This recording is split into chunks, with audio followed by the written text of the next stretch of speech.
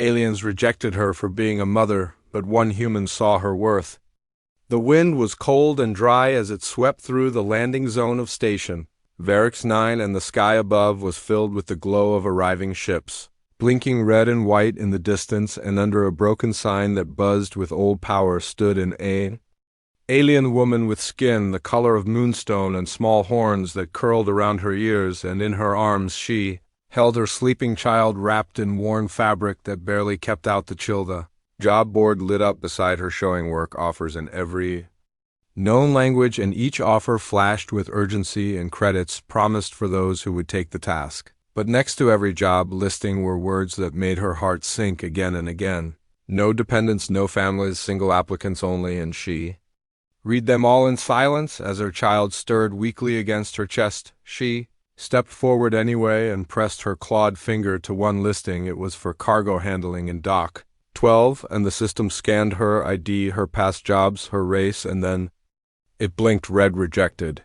The system's voice came next, monotone, and final reason: applicant is a primary caregiver of a minor not qualified for dangerous labor. She swallowed hard and moved to the next and the next, each time the same rejection flashing back at her with no room for hope. Other workers passed her by, eyes glancing, then moving on, some whispered things in languages she didn't understand. Others laughed and pointed at the small bundle in her arms. A child here, how foolish, how desperate, how weak. One alien woman walked past and muttered, too soft for anyone but her to hear, they should not breed if they cannot carry the weight, and the mother turned her face away, hiding tears that burned her cheeks. The child coughed and her arms tightened around him, and she knelt down beside a bench, trying to warm him with her body. Her horns brushed against the metal edge, and she shivered with him together. The stars above blinked like they did not care, and the ships kept coming and going without stopping for her. She thought about leaving, going back to the slums, where the air was thick with smoke and the food was never enough. But where else could she go? No one would hire her, not here, not anywhere, not while she had a child to care for. And as she sat in silence, she heard a sound that stood out from the rest of the noise, a voice speaking in a deep, strange accent, a Terran dialect, the kind humans used. You looking for work? The voice asked, and she looked up slowly, unsure if it was meant for her. But the man was staring right at her, a human with short, dark hair and tired eyes and a tool belt hanging from his waist. He looked like a ship mechanic, and his clothes were stained with oil and rust. She hesitated and then nodded slowly. The child was still in her arms, and she did not hide him. The man saw the child and did not look away or frown or turn his back like the others had done. He only looked thoughtful and stepped closer, as if thinking hard about something important. Can you lift heavy things? He asked again, and pointed toward a hover crate nearby. It was twice her size and sealed with magnetic locks. She blinked in confusion. Was it a test? Was it a trick? But he just waited with calm eyes, and so she stood and placed the child gently on the bench, wrapping him tightly in her shawl. Before she walked to the crate, she gripped the sides and pulled her arms, shaking with effort, her muscles straining, and the crate groaned as it lifted slowly off the ground. Just an inch, then another, and she held it there, teeth clenched, until the man waved her to stop, and she let it down, breathing hard in chest. Burning, not bad, he said, and nodded. Once follow me, he added, and turned without another word. She looked back at her child sleeping again, and she picked him up gently and followed the human into the loading zone of Dock 10, where a ship waited with its ramp open and engines still warm. The human led her to a cargo bay filled with loose containers and wires and crates that had fallen during landing, and he pointed at them with a grunt. I need help getting this sorted before I leave again, he said, and she stepped forward without asking anything more and started lifting, stacking, sorting. She worked through the pain and the dust with her child nearby, resting on an old cushion, and the man watched from time to time, saying nothing but nodding when she did something right, and handing her tools when she reached for them without knowing the names. When the shift ended, the man handed her a small card with credits on it and some wrapped food. He did not say much, but the way he looked at her was different from the others. It was not pity and not mockery, it was something else. She took the food to her child and fed him slowly while the man closed up the bay and prepared for the next jump. And as she sat in that small ship corner, her child warm and full, for the first time in days she felt something strange, something quiet but bright hope. She looked at the human as he worked, and she did not yet know his name, but in that moment she knew he was not like the others, and she would not forget that first glance, that first question, and that first job he gave her, when no one else would asterisk.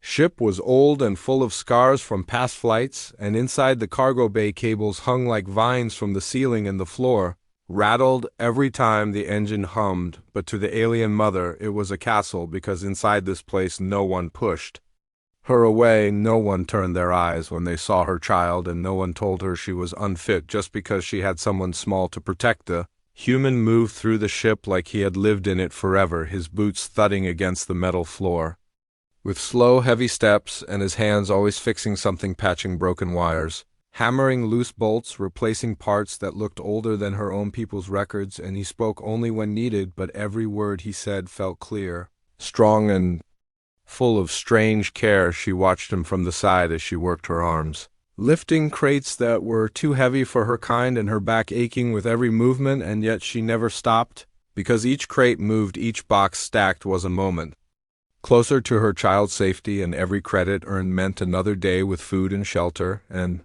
warmth. The other workers on the dock kept staring every time she came and went, her child close in her arms or resting in a corner wrapped in spare cloth, and they whispered things when they thought she could not hear, words like pathetic, soft, unfit, useless, and she heard every word but never answered, because her answer was in her work, in her strength, in her quiet refusal to leave. One day, while they loaded fresh cargo, the human paused and handed her a metal device she had never seen before, and asked her if she could fix it. She looked at the tool and its broken edge, and she turned it in her fingers slowly, then knelt and began using old tricks her father once taught her, before the war, before the loss, before the child, before all this.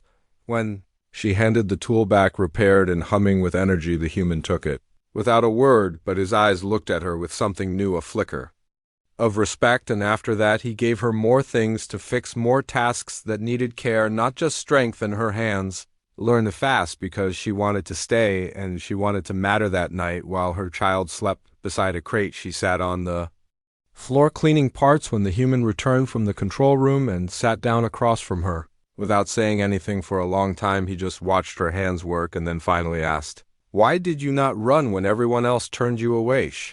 She looked at him, her eyes tired but firm, and she said, "Because I have someone small who depends on me, and if I stop moving, then he stops breathing." And the human said nothing more, but from that day on he began speaking to her not as a worker, but as someone who shared his ship, as someone who was part of his strange, quiet world. The other workers noticed the change, and they did not like it.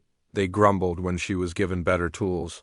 They hissed when the human called her first for shifts. They muttered when he shared meals with her and her child during rest hours, and some even started hiding tools or spilling crates in her path, hoping to slow her down or make her quit. One of them, a large-scaled alien with red eyes, waited until the human left for a meeting, then walked over to her while she was working alone and leaned close with a smile that showed sharp teeth and said, "Maybe your child would be better off without you. Maybe someone else should take care of him." And she stood frozen, heart pounding, hands shaking, but voice calm as she replied, "Maybe someone should try and see what happens later." That day her child went missing for one terrifying hour, and she tore through the ship, searching every room, every box, every corner, her voice rising into a scream as she ran, and finally found him locked in a supply closet, crying, eyes wide with fear. And when the human returned and learned what had happened, his anger was not loud. It was deep and cold and final. He called the workers together and pointed at the one with red eyes and said, "You're done here. Off my ship now." And no one moved for a long moment, until the human stepped forward and grabbed the alien by the collar and dragged him down the ramp and out into the dust of the dock without another word. When he returned, he knelt by the child and checked his hands and face, then turned to the mother and said softly, "I told you I needed help. I did not say I needed cruelty, and from now on no one touches your boy. No one scares him, and if they do, they will answer to Mesh." Nodded slowly, her eyes full of something heavy and thankful, and when he turned to leave, her child reached out and took the human's hand for just a moment, and the human froze and looked down before gently patting the child's head and walking away back into the ship. He kept alive with fire and metal, and now perhaps with something else, something like trust, something like family. The days passed, and her hands grew rough and strong, and her steps became steady and sure, and the crates that once made her tremble now moved with ease as she loaded and sorted and fixed without pause, and her child grew healthier with each shift.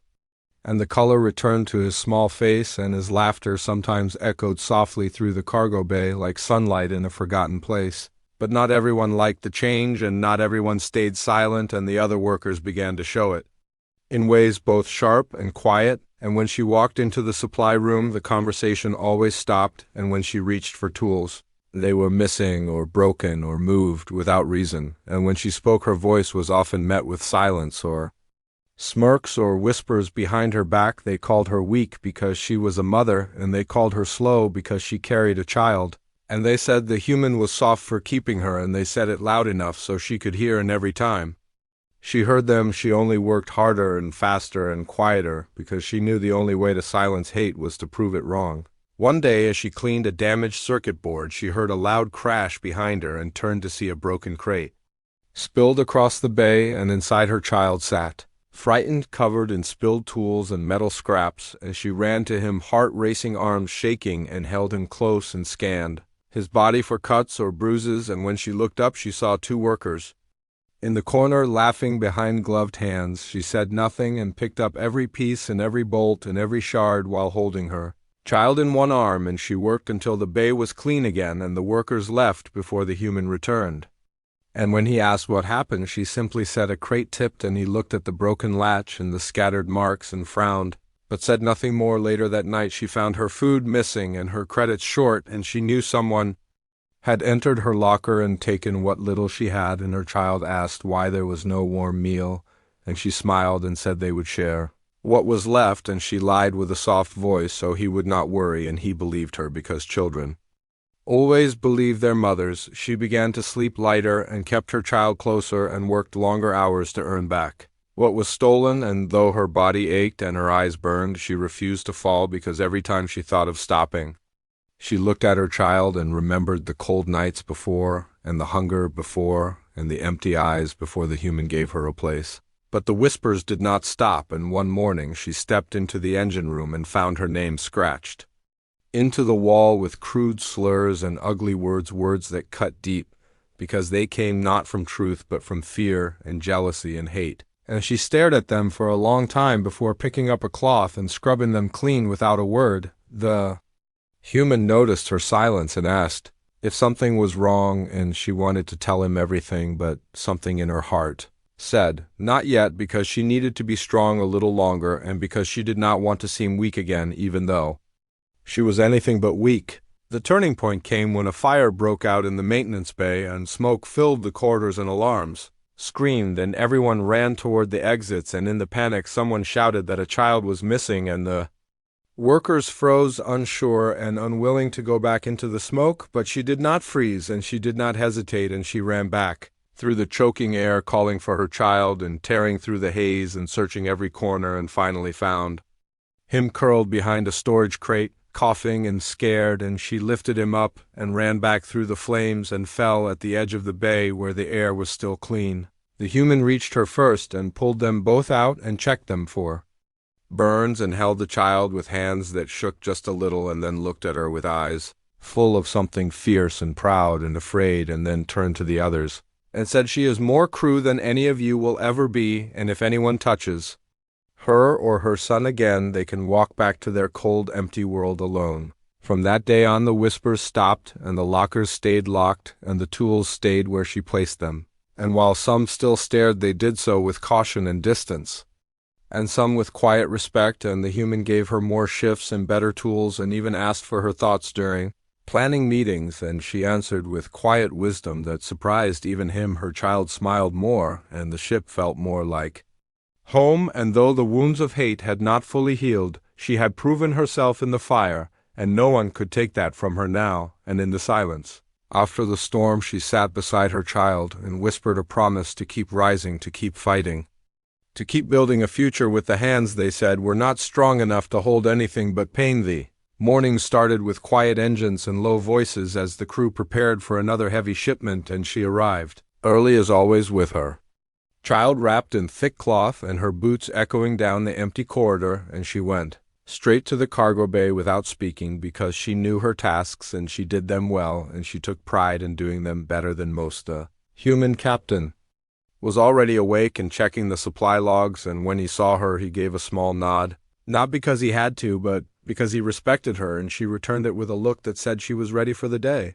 And then she placed her child gently on a folded blanket near the bay door and began to work without wasting a single second. The others came in slowly, eyes darting to her then away, as if still unsure of her place, and some muttered under breath, thinking the human could not hear, and some grumbled that she should not be allowed on the crew just because she had a child, and some still thought she was a burden even after everything she had done. She ignored them because her job was not to please them, it was to survive and to prove herself, and to make sure her child never saw her fall, and she was lifting a heavy crate when she heard the sound of laughter, not friendly but sharp and cruel, and it came from the red-eyed alien who had mocked her before and who had tried to scare her child once already. She kept working, but her hands grew tight around the crate, and she heard him say to another worker loud enough for her to hear, "Maybe she thinks the captain will give her the ship next. Maybe the brat will get his own room.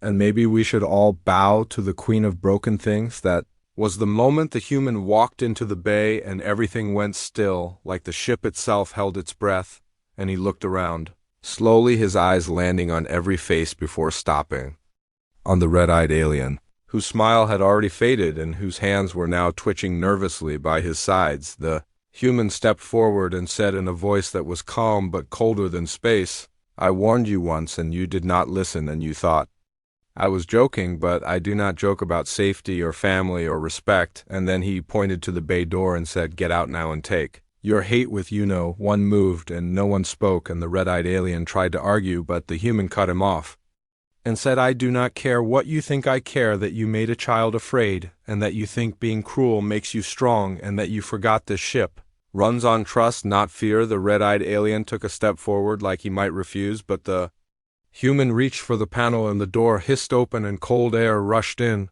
and without another word the human grabbed the alien by the collar and dragged him across the floor and tossed him outside like trash into the dust of the dock, and then sealed the door without looking back. He turned to the crew and said, "If anyone else wants to leave, now is your chance, because I will not run a ship where hate is louder than work, and where a mother has to fear her own crew, and if that bothers you, then find another ship and another sky and another fool to follow." No one left, and no one spoke, and the silence held until the human turned and walked back to the controls and began typing commands like nothing had happened, and the crew went back to work slowly and carefully, and they did not meet her eyes, but they did not whisper either, and they kept their distance with something closer to respect than fear. She stood still for a long time, her heart pounding, her arms shaking, not from fear, but from something like relief, because someone had stood for her, someone had made the cruel ones fall silent, and someone had shown her child that his mother was not alone. That night she sat with her child in the corner of the cargo bay watching the stars blink through the small window, and her child looked up at her and asked softly, "Is the bad one gone?" And she nodded and said, "Yes, he is, and he will not come back." And the child smiled and curled into her arms and slept like he had not in weeks. The human passed by later carrying a damaged panel and saw them in the corner and paused for a moment, and she looked up and met his eyes and did not speak, because she did not know what to say, but he gave her a small nod and said softly, "You do not owe me thanks. You just keep being strong, and I will keep making sure no one forgets why." She nodded once and watched him disappear into the shadows of the corridor, and she closed her eyes and breathed deep and held her child close, and for the first time since she arrived she felt like she was not fighting alone, and that maybe, just maybe, this ship could be more than work. Maybe it could be home.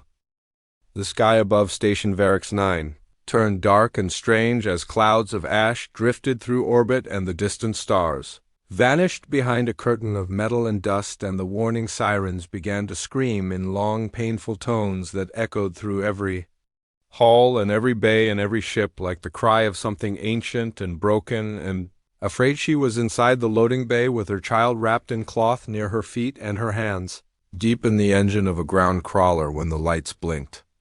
And the floor shook and her heart dropped in her chest as the human's voice came through the comms, shouting emergency lockdown in 10 minutes. Move all ships to safe hold or risk structural collapse. The workers ran, some shouting, some grabbing their tools and others leaving them behind in panic and confusion, and her child woke crying from the noise, and she lifted him with one arm while using the other to pull herself to the comms panel and ask, "Where is the captain?" And the voice said, "He is outside inspecting shipment clamps. He ordered all ships ready for fast launch." She looked around at the crates that had not yet been loaded, and the scanners that still blinked red, and the fuel line that still hung loose from the humans' ship, and she knew if no one fixed it, they would lose more than cargo.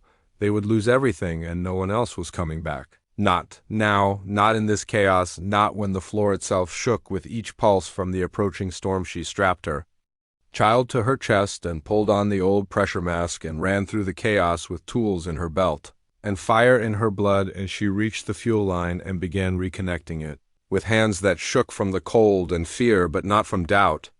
Because she knew if she stopped now, there would be no ship, no captain, no future. Each cable sparked and every lock screamed, and she coughed into the mask as the smoke from nearby fires spread through the vents, but she kept working, pressing wires together, sealing valves, hammering bolts, and all around her the station groaned, like it was alive and in pain, and every few seconds another light would go dark and the wind would scream louder outside the walls. She worked until her hands were numb and her legs weak, and the last lock clicked into place just as the human's voice came back over the comms asking, "Where is everyone? Why is no one responding?" And she answered through the static with a voice full of ash and courage, "I stayed. The fuel is connected. The launch can happen. You need to get back now." There was silence for a breath, and then the human replied, "Hold position.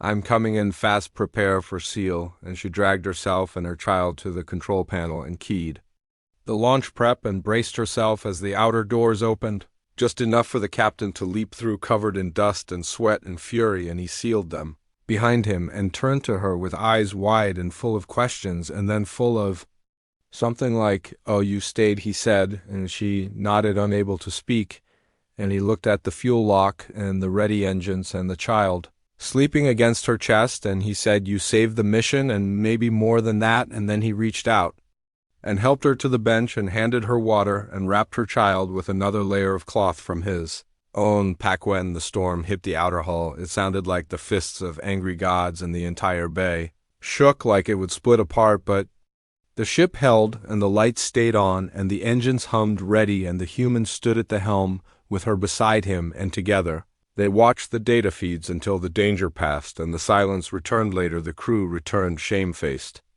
and quiet, and they found the ship intact and the cargo safe, and the captain standing beside the mother and her child with a look that told them all what they had missed and what she had done and what she had become, and none of them could meet her eyes, but she did not need their words. She only needed to know she had been enough that night. As the stars returned to view and the storm drifted into the dark, the human made a quiet announcement to the station log that from this day forward, the mother was no longer just a worker. She was the second engineer, and any who questioned that would answer to him and to the ship itself.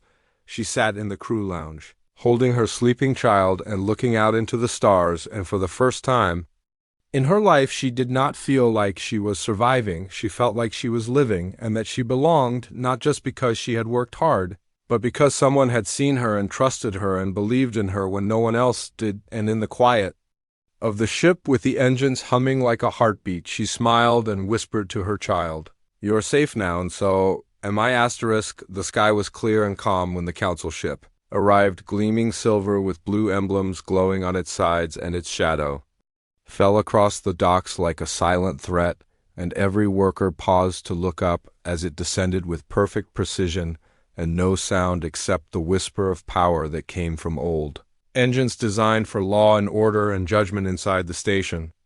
The news spread fast, and voices buzzed with worry and fear, and no one said it loud, but everyone thought the same thought. The council is here for her, the mother who became second engineer, the mother who stayed when others fled, the mother who worked like 10 hands and never asked for praise. She was fixing a coolant leak in the ship's vent core when the message came through her com badge summoning her to Dock Office 9 for review, and her hands froze on the valve and her heart beat like thunder, and she looked at the human who stood nearby adjusting a control panel, and he met her eyes and nodded once and said, "I will be there too." When they entered the council chamber, the room was full of sharp suits and sharper eyes and long fingers tapped on metal tables, while holograms floated in the air showing ship logs, crew records, cargo movements, and in the center of it all was the file with her name and her child's name and a red warning mark blinking above it with the word non-standard. In Alien Script, one of the council speakers rose tall and pale, with eyes that did not blink, and spoke in a voice that rang like bells and blades and said, "We have reviewed the status of this worker and found her in violation of Regulation Code 4-12, which prohibits primary caregivers from high-risk engineering duties on active vessels." She stood silent, her hands at her sides, her eyes calm but hard as stone, and the council continued listing records from the ship security footage, from past week statements from crew who remained unnamed, and one by one the voices piled like stones meant to crush her until the final speaker said, "Therefore we advise immediate removal of this individual from all duties and a full review of her access and position." The room was quiet, and all eyes turned to the human who stood with arms crossed and jaw clenched, and when he spoke, his voice was low and steady and full of weight, and he said, "You reviewed her work but not her worth. You saw her status and not her actions. You read files and ignored the fire." He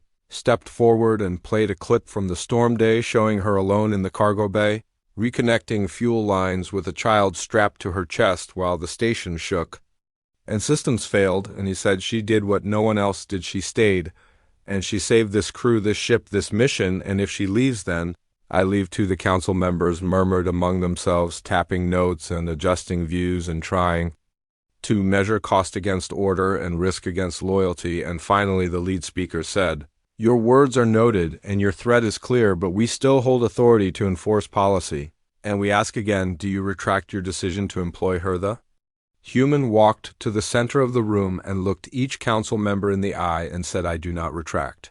I do not regret, and I do not remove her, and if that means losing your support, then I will rebuild without it, because I would rather fly with someone I trust than serve someone I fear." The silence that followed was long and heavy, and the lead speaker finally said, "Then we shall record this as your formal response, and will leave the matter closed, though not without concern." And the council stood and filed out like ghosts, leaving behind nothing but the echo of old rules and broken pride. She stood beside the human, not speaking, as they walked back to the ship, and when they reached the ramp, he turned to her and said, "I know that was hard, but I meant every word." And she looked at him with quiet strength and said, "I know, and I will keep earning it every day." That evening the crew gathered in the bay for shift assignments, and none of them dared to speak ill or joke or whisper. And when the human said, "She is second engineer and she is here to stay," no one challenged him, and instead they moved aside to let her pass, and some even nodded in respect. Her child played quietly near the tool bench, drawing stars on a scrap of metal with a dull stylus, and she watched him and thought of everything that had brought them here and everything that almost took them away, and she promised herself he would never have to see her back down, not to fear, not to hate, and not to those who saw her only as a file. The engines hummed, and the stars blinked, and the ship felt more than metal. Now it felt like something alive and strong and hers, and as she stepped into the control room with her badge fixed to her chest and her hands steady on the console, she knew one thing without doubt: no council, no storm, no rule would ever take this place from her again, because she had earned it with fire and fight, and she would not let it go. The ship floated through open space as stars stretched like rivers of light around them, and the engines hummed with perfect rhythm, and inside the cargo bay the crew moved like parts of a living machine, working together with quiet focus and steady hands. And at the center of it all stood the one they had once doubted, the one they had once whispered about, the one they now called second engineer, with voices that carried respect instead of scorn. She moved through the ship with confidence born of battle, not with weapons, but with struggle and fire and proof, and her child walked beside her, sometimes holding a small toolkit made just for him, sometimes riding on her back, wrapped in cloth and smiling at every crew member who passed with. The boldness only children carry in their hearts when they know they are safe. The crew had changed since the early days when she first stepped onto the ship alone and desperate with rejection behind her, and fear ahead. Now the same workers who had once glared now offered tools and shared jokes and even waited for her nod before starting dangerous repairs, and they listened when she spoke, not because of her title, but because her words came from knowledge earned with pain and with fire in the mess hall. Her child sat beside the captain eating from a shared tray, while others watched with soft smiles, and one crewmate placed an old music device near the table, and strange melodies filled the air from a forgotten world.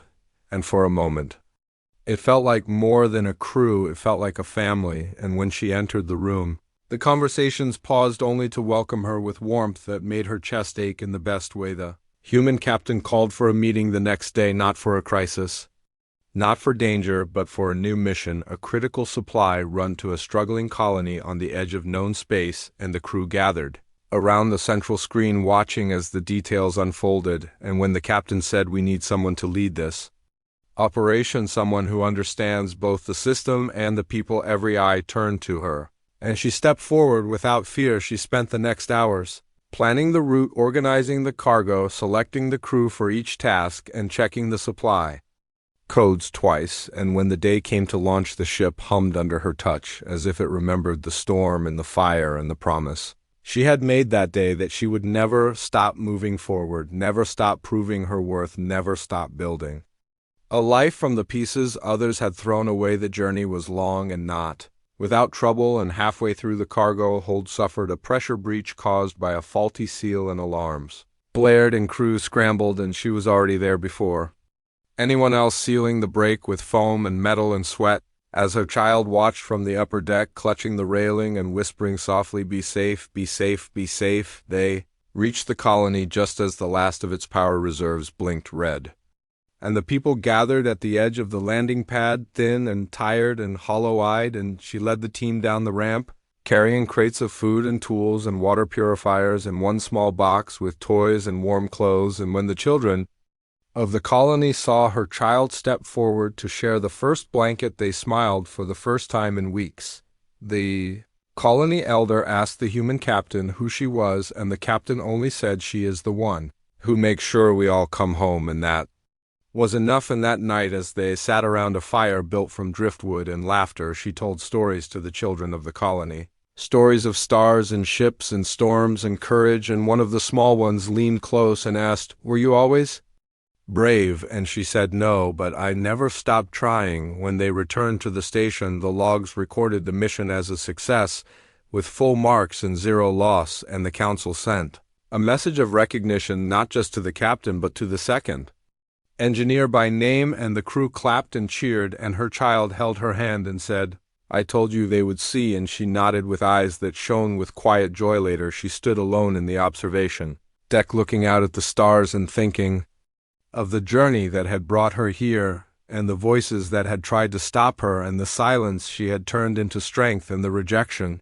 she had melted into belonging. And when the captain joined her and said this ship would fall apart without you, she smiled and replied, "This ship is strong because we hold each other up." And as the stars turned slowly in the black above, and the engines waited for the next jump, and the crew moved with trust and rhythm, she knew she had become more than just a worker, more than just a survivor, more than just a mother. She had become the heart of the ship, and no one would ever take that away again, not with rules, not with hate, not with silence, because now she was seen, and now she was home.